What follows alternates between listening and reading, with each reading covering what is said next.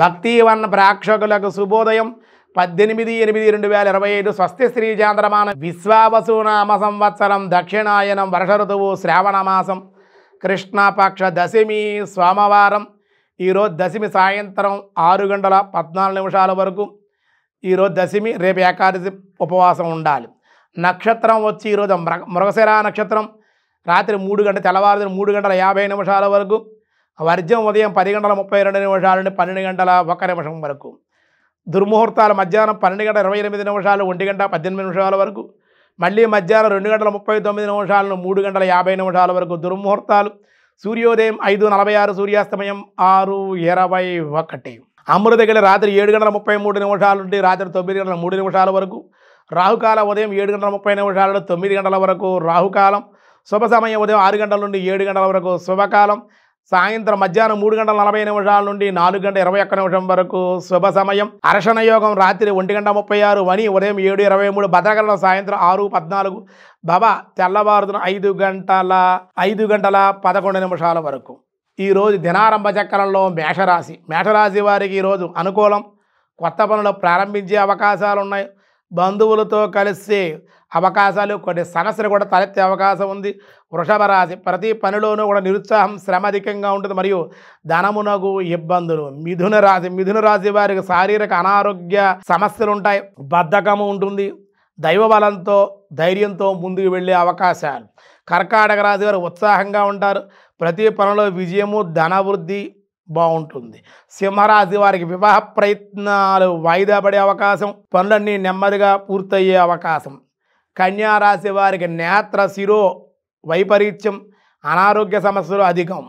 తులారాశి వారి కుటుంబానందం, కొత్త వ్యక్తుల యొక్క పరిచయం వల్ల లాభాలు, ఆనందం.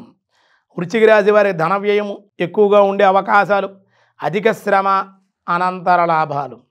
ధనస్సు రాశి వారికి వృత్తి, ఉద్యోగ, వ్యాపారాల్లో అనుకూలత, ధనవృద్ధి. మకర రాశి వారికి రాబడి మించిన ఖర్చులు, అనవసరపు ఖర్చులు, అనవసరపు ప్రయాణాలు కూడా ఉండే అవకాశం.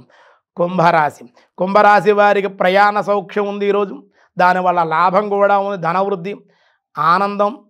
అనుకోని అతిథుల రాక కూడా ఆనందాన్ని ఇచ్చే అవకాశం.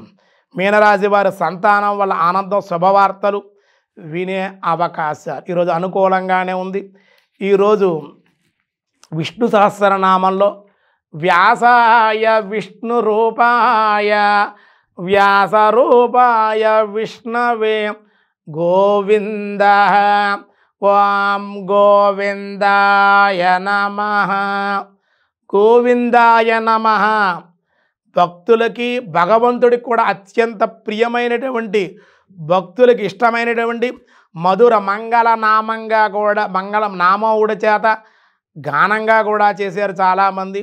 గోవింద, గో అంటే గోవు, వింద అంటే పాలించేటువంటి వాడు. గోవు అంటే భూమి, గోవు అంటే ఇంద్రియాలు, గోవు అంటే మనకి గోత్రం, ఇవన్నీ కూడా వస్తాయన్నమాట.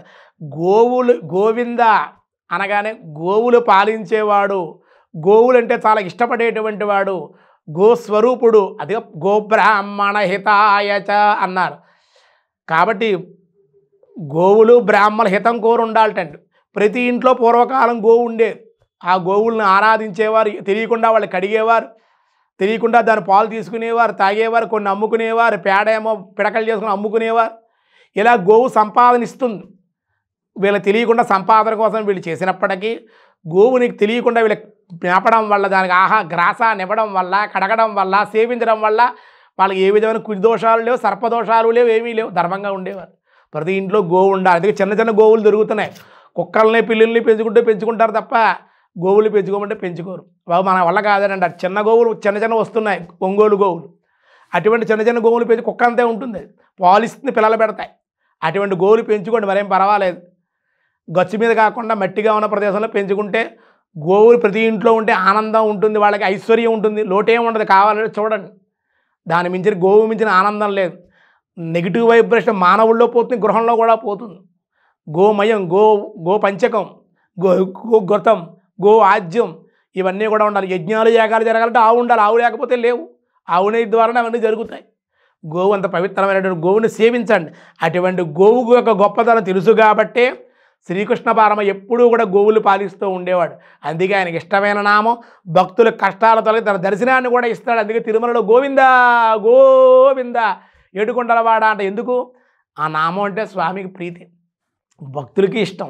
గోవింద అంటే కష్టం లేకుండా, అలసట లేకుండా తన దర్శనాన్ని తొందరగా ఇచ్చేస్తాడు. అందుకే గోవింద అని మనసులో కానీ పైకి కానీ అనాలి.